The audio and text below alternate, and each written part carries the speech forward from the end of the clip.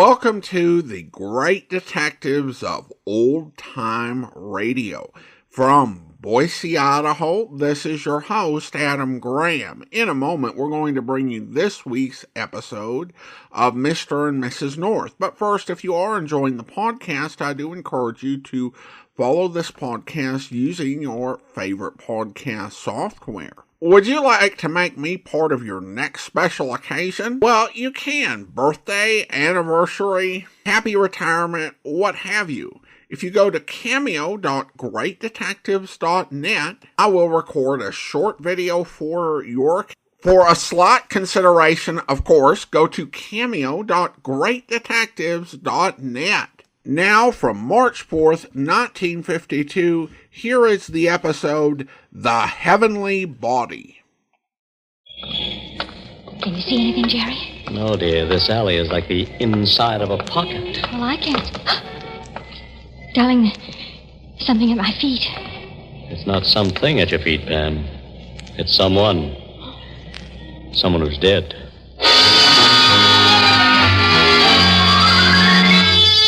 Mr. and Mrs. North, starring Alice Frost and Joseph Curtin. Listen as Pam and Jerry solve the mystery, The Heavenly Body. The Café Emile is a small but fashionable supper club. Its atmosphere is French, its food is delicious, and its prices are outrageous. Yet it's a place that most New Yorkers who can possibly afford it want to visit at least once. And so tonight, Pam and Jerry are entering the Café Emile for the first time, little aware that this first visit will gladly be their last. Bonsoir, monsieur, madame. Bonsoir. Good evening. We have a reservation, Mr. and Mrs. North. Oui, Mr. and Mrs. Emile.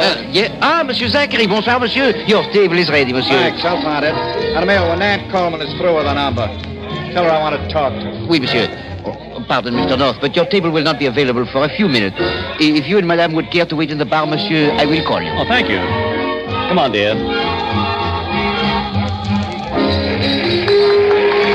Jerry, did you recognize him? Him? Who, dear? The man Emile just spoke to. That was Sam Zachary. The newspaper columnist? Yes. Oh, here's the cocktail lounge. Oh, no wonder he was getting the red carpet treatment. I'll get the door, dear. Shall we sit at the bar? Mm-hmm. Let's.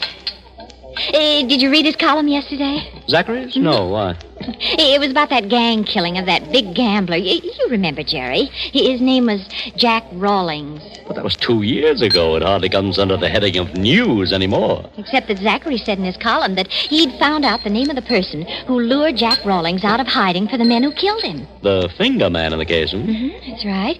And Sam Will it Zachary be, said... Mr. North? Well, hey, Pam, look who's behind the bar. Al Stacy. How are you, Mr. North? Oh, fine. And you? Okay. Pam, you remember Al, the bartender in that little place around the corner from my office? Oh, Hello, Mrs. certainly. North. Hello, I haven't Al. seen you in a couple of years, Al. Where have you been? In a hospital out west. I heard you were sick, but I didn't know it was that serious. How are you now? Oh, I'll live. What do you folks drink? Martinis. Mm-hmm. Look, Al, why don't you come... Al, could I speak to you a minute? Why, sure, Miss Coleman. Miss Coleman, this is Mr. and Mrs. North. How do you do? How do you do, Hello. Mr. North, your table is ready? Better cancel those drinks, Al. And we'll see you later. Sure. Happy to have met you, Miss Coleman. We're looking forward to hearing you sing. Thank you. Al, Sam Zachary's here. Take it easy, honey. We figured he would be. But he wants to talk to me. Let him talk. I can't. Al, call Fred Benedict. No. Al, please, you've got Hold to... it, baby. Zachary. Hi, Miss Coleman. I guess you didn't get my message, huh? I got it. Look, Mr. Zachary, Miss Coleman's busy, so It's why all don't right, Al. Go make that phone call, will you? Please. you... Okay. What's with you and the barkeep, Miss Coleman? Nothing. Too bad. Thought I might have an item for the column. Guess I'll just have to string along with this. With what? This. My copy for tomorrow's edition. Read it. Go on, read it. Attention, New York police. The Jack Rawlings kill was set up by a woman who lured Rawlings to his death with a telephone call. The call was made from Jefferson 87481, a number listed to Nan Coleman, now a featured singer at the Swank Cafe Emile. You're not going to print this! Uh-huh. Just like that. Unless you give me something better. Something like why were you paid to finger Jack Rawlings, how much you were paid, and most important, who paid you? Was it Fred Benedict? Leave me alone. Come back here. Miss Coleman, come. Okay, kid. Do it the hard way. Wait a minute, Mr. Zachary. Well? I'd like to buy you a drink. Sure. What'll it be? It's your battle. Mind if I turn this on? What's that? Miss Coleman's song, piped in from the dining room. Listen. She's good. She's the best. Look, Mr. Zachary, I'd like to tell you a story. What kind of a story? About a guy and a gal in love. Everybody loves a love story. Let's hear it. Well, the guy, he's just a guy. He's nothing. He's just a bartender, hoping maybe someday he'll have a little place of his own, that's all. You. But the girl, well, she's really got it. Looks, a voice, everything. Everything but the break. She's singing her heart out in every crummy beer joint that'll let her go near the microphone, hoping that, well, maybe someday she'll be singing in a place like this. So the gal's Aunt Coleman. Go on. Well, she's beginning to get there. Slow but sure, and things are starting to look rosy when, bang, the guy gets sick and he needs dough. He needs a lot of dough for 6 months, a year, maybe longer in Arizona. Otherwise, it's curtains. But, well, the guy hasn't got that kind of dough. So the gal gets it for him, right? That's right. She does a dirty, rotten, filthy thing, and she knows it. She runs the chance of ruining her whole life, and she knows that, too. But she gets the dough, not for herself, not 1 penny for herself, but for the guy. So, don't you think a gal like that deserves a break, Mr. Zachary? now let me tell you a story, my friend. The story of a guy named Jack Rawlings. Rawlings wasn't a pillar of society, that's true, but it's irrelevant. He trusted a dame and wound up lying between 2 garbage cans in an alley with 6 slugs in them. Does a girl like that deserve a break? You can turn that off now. Yeah. Thanks for the drink. Sorry I can't use the story. Mr. Zachary! Mr. Zachary, wait! Well? You don't know me, do you? I'm Mona Rawlings, Jack Rawlings' wife? his widow. Okay, his widow. So what do you want? The name of the person who called Jack that night. Now, look, Mrs. It Rawlings. was a woman, wasn't it? I know that much. Jack wouldn't have gone out to meet a man that night. Who is she, Mr. Zachary? I got something for her. Some of the same thing Jack got. You're drunk. Sure, I'm drunk. Been drunk for 2 years and going to stay drunk until... Listen, Mrs. Rawlings. That's a gun you've got in your handbag. I advise you to take it home and put it to bed. Then do the same thing with yourself. Who is she? Good night, Mrs. Rawlings.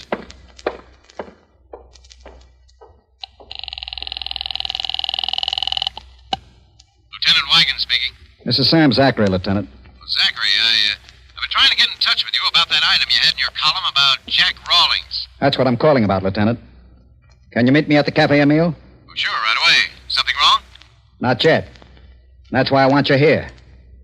To see that things stay that way.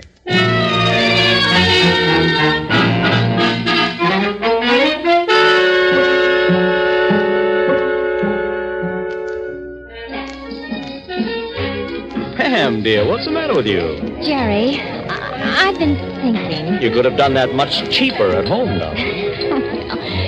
Don't you want to know what I've been thinking? At these prices, it had better be good. Remember when we came in, Jerry? We heard Sam Zachary asking Neil to have Miss Coleman come to his table. Well? Then just a couple of minutes later, Miss Coleman came into the cocktail lounge, acting very nervous, wanting to talk to Al Stacy. What are you getting at? And then, while Emil was showing us to our table, I saw Sam Zachary go into the cocktail lounge. So I was wondering if there could be any connection between all that and the column that Zachary wrote about the Jack Rawlings murder. Pam, dear, you're feeling your dreams. But, Jerry, now don't stop imagining things and let's dance. Dance? Mm-hmm. Darling, this is a rumba. Well, I can rumba. Now who's imagining things?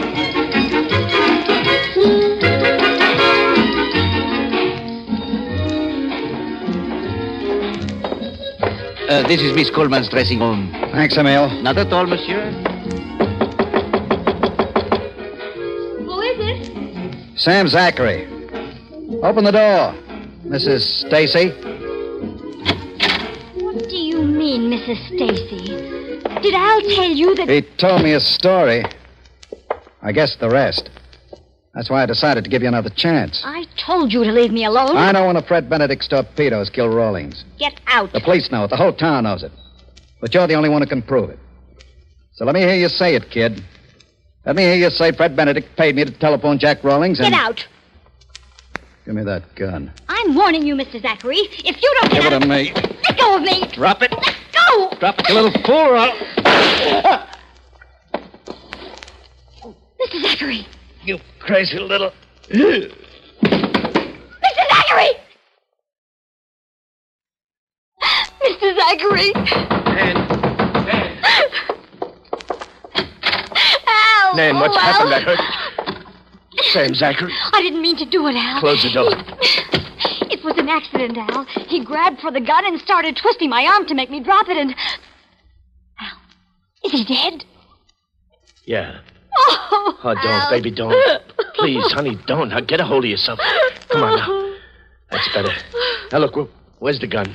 Over there on the floor. Okay. Now, you've got another number coming up, haven't you? Oh, yes, but I can't You've go got out. to. You've got to go out there and act just as though nothing has happened. What are you going to do? I'm going to get Zachary out of here. How? Never mind. Now, get out there for your number before someone comes looking for you. But Al, please, honey, would you let me handle this, please? All right, darling. But I want you to know you don't have to do this for me. You did something for me once that you didn't have to do, remember? All right, now get going. Nan. Oh, Mr. Benedict. I was just coming back to see you. Al called and said Sam Zachary was... What's the matter with him? Sam Zachary's dead. Huh? I killed him. What? Why, you little... Where is he? In my dressing room. Al's in there. He's going to try to get Zachary out. Where are you going? To do my next number. Al made me. He's right. All right, go on. I'll go in and see if we can clean up the mess you made.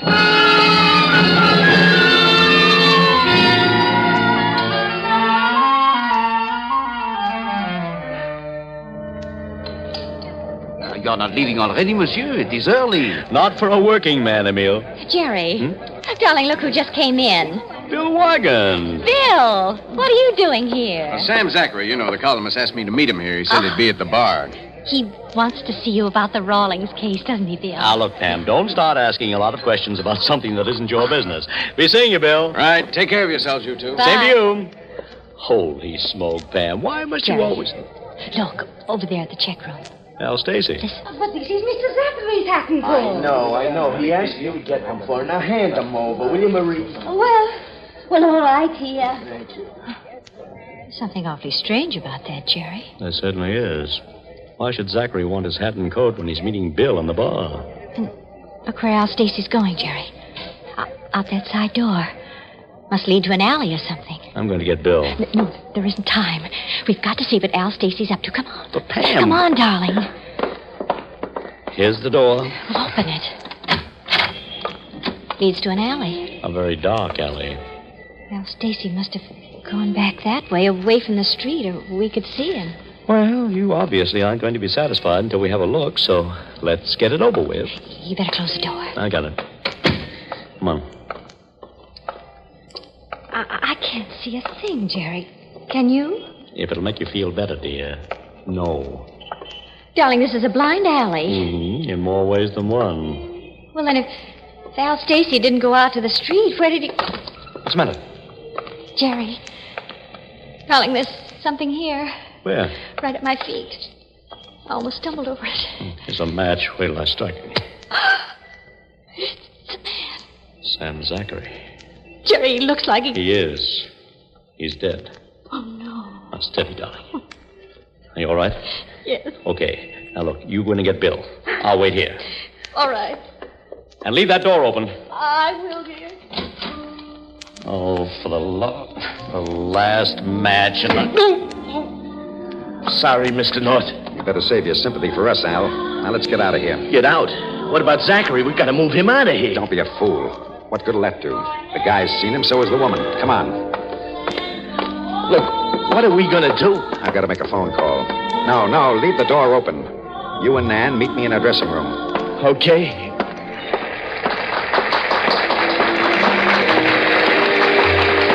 Nan.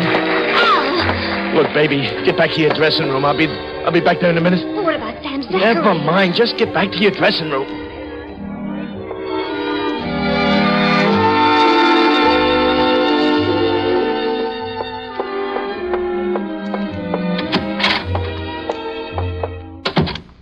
evening, Miss Coleman. Who are you? The name's Rawlings. Mona Rawlings. Well, what do you want? I'm looking for Sam Zachary. He isn't here. So I see. Where is he? I don't know. Well, it doesn't make much difference, because sitting here just now, I got to thinking. Thinking what? That you fit. You and Zachary had your heads together at the bar, then he came back here to see you. Yeah, you fit all right. Like a glove. You're just the type Jack would have trusted. I don't know what you're talking about. I hope you don't, because if you do, and I ever find out you do, I'll kill you. I'll kill you like they killed Jack. Like stepping on a bug, I'll kill you. Remember that. What are you doing in here? Al! What's it to you, bartender? Get out. What are you getting so excited about? I saw you acting up in the bar with Sam Zachary tonight, Mrs. Rawlings. So I still want to know what you're getting so excited about. Me and Miss Coleman were just having a friendly little chat. Weren't we, Miss Coleman? You heard me. Out. Remember, Miss Coleman, like a bug. Al, she suspects... Never mind her. Listen, baby, there's something I want to tell you, so listen. Listen real hard. Mr. and Mrs. North found Sam Zachary's body out in the alley. Oh, Al. So here's what I'm going to do. I'm going to... Who's there? Benedict. Come in. I just called my lawyer. He's ready for trouble, but we've got to have our story straight. Now, look, here's what we're going to do. Take it easy, Benedict. Everything's under control. What do you mean? I don't understand, Al. This is the way it's going to be, honey. I killed Zachary. You? Zachary found out I was the one who put the finger on Jack Rawlings. Oh, no, Al, and I no. killed him, and now I'm going out to the cops and admit it. Oh, I won't let you do It's that. the only way, baby. Somebody's got to take the fall for this. Then I'll take it. I got us into And this. why? You did it for me? Oh, well. Okay, now I'm going to do something for you. Just a minute, Stacy. How do I figure in on this? Don't worry, you'll be protected. How do I know? I'll tell you how you know. I wouldn't walk across the street to spit on you if you were on fire, Benedict. I hate your insides. But I gotta protect you to protect Nan, so just relax and enjoy the free ride. So long, honey. No, Al. I won't let you do this. I won't. Shut up, you fool. Let him go. Take it easy, Benedict. Try any rough stuff with her now. I'll relax, honey. Oh, please, Al. Darling, you mustn't. Not for me. I won't let you. You better get her out of here, Benedict. Sure. Al, please. Emil? Al, mon Dieu. Al, what is going on? Mr. Zachary is found dead in the alley. Mr. North, he's found hurt. Yeah, I know. And the police, they are looking for you, Al. Well, tell them to look in your office, Emil. I'll be waiting for them in there.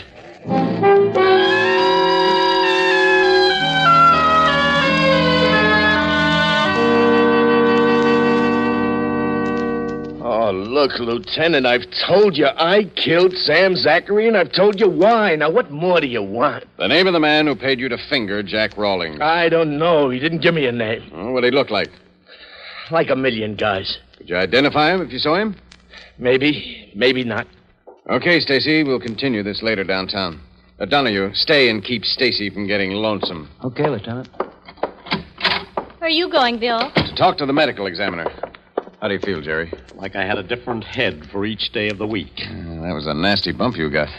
Look, you two go on home, will you? Bill, do you think Al Stacy's telling the truth? About killing Sam Zachary, I mean. Why would he lie about a thing like that, Pam? Well, he could be trying to protect someone. Well, he could be, I suppose. Well, then don't Pam, you dear, my head is killing me. Let's go. Good night, Bill. I'll be in touch with you. Darling, I wish you'd let me finish telling Bill. You can write him a letter when we get home, But dear. I think... Jerry, look. This is Nan Coleman's dressing room. So what? Hey, Pam, what are you doing? Darling, when we met Miss Coleman this evening, I noticed that she was wearing a gold wedding band. Oh, what's that got to do And with... Al Stacy's wearing one just like it. You think Al Stacy and Nan Coleman are married? Yes, dear, and to each other. And Al Stacy may be protecting... Look, the door opens. What an unusual door.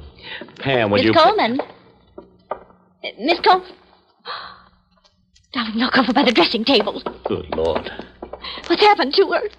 She's dead. Someone stabbed her in the back. Here's Bill, Jerry. Well, Pam, you were right.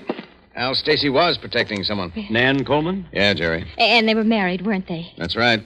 And Stacy says now that his wife sold Jack Rawlings to Fred Benedict. Fred Benedict? Well, you see, Benedict and Rawlings used to be partners. Gambling, narcotics, any other racket that'd make him a buck. But the town got too small for both of them, and with Nan Coleman's help, Benedict got Rawlings before Rawlings could get Benedict. How's Al Stacy taking Nan Coleman's death? Pretty hard, Jerry. If he ever gets his hands on that... Come in. Here's a guy we thought you'd want to talk to, Lieutenant. Oh, speak of the devil. Come in, Benedict. What's this all about, Now, Lieutenant? just relax, Benedict. You'll find out. You got any more celebrities out there, Donahue? Yeah. We grabbed a dame trying to duck out the back way. Says her name's Mona Rawlings. Mona Rawlings. Well. Yeah, we're really slumming tonight, aren't we? Send her in, too, will you? Okay, sister. Inside. Okay. Keep your big paws off me. I can walk without your help. Okay, Donahue. Tell Emil we're letting him off the hook, and the rest of his guests can go on home. Now, look, Lieutenant. Now, just relax, Benedict. Stacy, come in here. Benedict.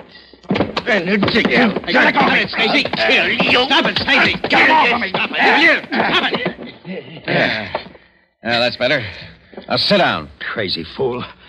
What's the matter with him? What'd you expect him to do, Benedict? Pin a medal on you for murdering his wife? I didn't kill Nan Coleman. Why should I? To keep her quiet. About what? About the fact that Al was taking the fall for her for Sam Zachary's death. We figure she wanted to talk to save Al, and you killed her. Well, you're figuring wrong because Nan Coleman was alive when I left her dressing room. Wasn't she, Mrs. Rawlings? How should I know? You were standing right outside when I left. Then you went in and killed her. No. You've been blabbing all over town for 2 years about how you'd kill the people responsible for Jack's murder if you ever found out who they were for sure. Well, you heard Nan Coleman and me talking, so you did find out, and you killed her. That's not true. I didn't go into the dressing room after you came out. I didn't hear anything. Are you sure of that, Mona? Yes. You don't sound too sure. Well, I am. And so am I. You? Pam, dear, no one asked you whether Please, Jerry. Bill, Mona Rawlings is telling the truth. How do you know, Pam? Yes, dear, how do you know? Because Fred Benedict's still alive. Look, Bill, if Mona Rawlings had overheard Nan Coleman and Fred Benedict and knew that they were responsible for her husband's death, why would she let Fred Benedict walk right past her and kill only Nan Coleman? It doesn't make sense, Bill. If Mona Rawlings killed her to avenge her husband's death, then she would have killed Fred Benedict, too. Oh, no, Bill. Fred Benedict killed Nan Coleman. That's a lie. You don't believe this dame, Lieutenant. You're a gambler, Benedict. Want to bet?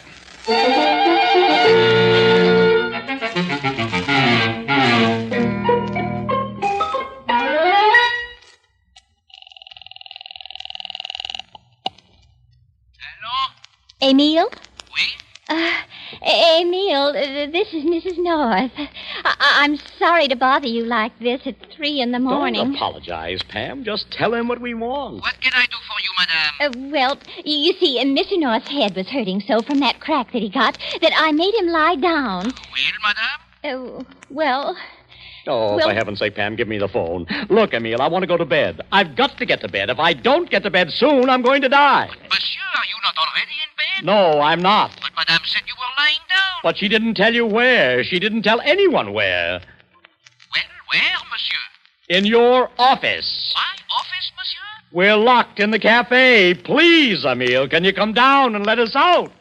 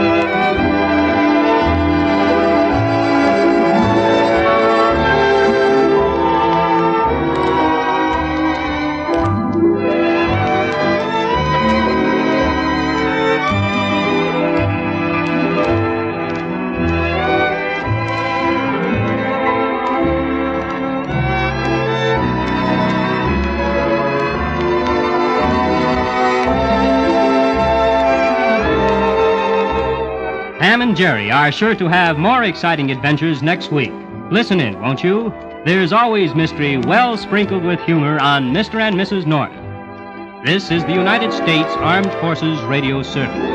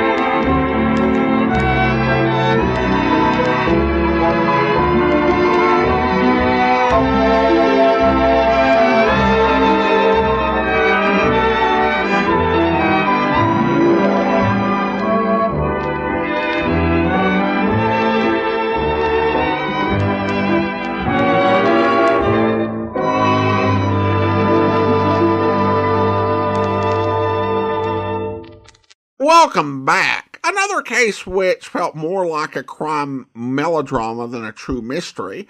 I'm a little more forgiving of it this week because I found the drama more enjoyable and engaging. Now, the idea of being so sick you have to go to the desert was a big plot point in a lot of old-time radio and movies, and it was actually a big problem throughout much of the first half of the 20th century. In the 1950s, TB deaths were actually in decline, but still there were quite a few cases. More than 36,000 people died of tuberculosis in 1949, and that's again in the United States. And it dropped to 19,000 by 1953. Currently, there are only 500 to 600 TB deaths per year in the U.S., although it is a much bigger global problem, with 1.2 million deaths in 2023, which was actually a decline. But still, it was a problem in the United States, and one of the treatments was to get to the hot, warm climate of somewhere like Arizona. So what happened to the waiter would be very relatable to a listener in 1952. I think the conversation where he explained why his wife did what she did makes you sympathetic to him and to her, but the reporter was right. She fingered a man to be murdered, and that captures, the totality of her action as well as some of the complexity around her motives. Some people might complain that at the end, Pam didn't hand Bill an airtight case. But that doesn't bother me, particularly with an amateur sleuth. It's not her job to hand the police an airtight, gift-wrap case. She realized who the murderer was and puts Wagon on the right trail. It's his job to find the evidence, and he'll find the evidence against the killer, or as he's a wealthy mobster, he probably won't. I do kind of question Pam's reasoning. The idea that the widow would have killed the man who killed her husband seems questionable, since it's been established everyone knew who was behind the killing of her husband, and she wasn't concerned about reasonable doubt or a court of law or anything like that. She could have made the decision that she was unlikely to kill both of them at the same time. And she also might have held special animus for the woman who fingered her husband and the other issues inherent in that sort of relationship. So I don't know if Pam's wrong, but I'm not quite sure her reasoning holds. All right, well, we turn now to listener comments and feedback. Regarding the episode, The Premature Corpse, on YouTube, Mechanic6682 comments, "This guy was such an inept criminal, it makes me wonder how he was able to accumulate so much money." Well, if I were to take a guess, I would imagine that he was the type of criminal who delegated most of his career. But for a crime like in this episode, it's too personal to have one of the boys handle it for you. And so he was inexperienced at committing the actual crime. That's at least my theory. Doris writes, "I like the show. It has humor, and I like the interaction between the couple." And Stanley says, "These stories are great. It seems like Pam gets Jerry into so much trouble." Thanks for the comment, although I think what gets them into so much trouble is constantly stumbling over corpses, but that's me. All right, well, now it's time to thank our Patreon supporter of the day, and I want to thank Yagle, Patreon supporter since March 2023, currently supporting the podcast at the Shamus level of $4 or more per month. Thanks so much for your support, Yagle. And that will actually do it for today. If you're enjoying the podcast, please follow us using your favorite podcast software. And be sure to rate and review the podcast wherever you download it from. We'll be back next Thursday with another episode of Mr. and Mrs. North, but join us back here tomorrow for yours truly, Johnny Dollar, where... That's funny. Miss O'Connors! Miss O'Connors! Camela! Listen. Now what? That sound inside. There must be somebody You in got a there. passkey? Well, yes, sir. Come on, give it to me quick. But unless you have some authority, Mr. Dollar. I have all I need.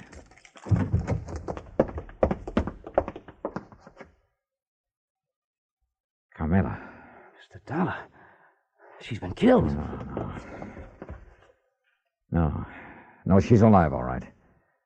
But that's about all. I hope you'll be with us then. In the meantime, send your comments to box13@greatdetectives.net. Follow us on Twitter at Radio Detectives and check us out on Instagram, instagram.com/Great Detectives. From Boise, Idaho, this is your host, Adam Graham, signing off.